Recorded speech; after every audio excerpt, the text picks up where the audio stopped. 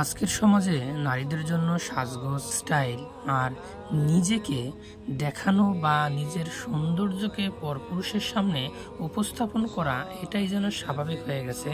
কিন্তু কুরআন কি বলে?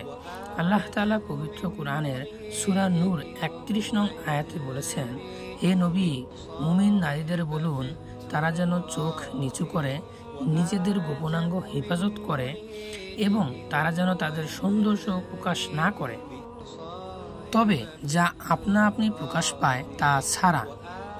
আজ fashion show, social media, TikTok, অশালীন পোশাক, বেহায়াপনা এসব যেন পর্দা ভাঙার প্রতিযোগিতা। কিন্তু আল্লাহর হুকুম স্পষ্ট, নারীর সৌন্দর্য শুধু তার মাহারামদের জন্যই। আসুন আমরা কোরআনের দিকে ফিরে যাই। পর্দা নারীর জন্য বোঝা নয়, বরং এটা তার সম্মান, মর্যাদা এবং নিরাপত্তার চাদর। চ্যানেলটি সাবস্ক্রাইব করুন।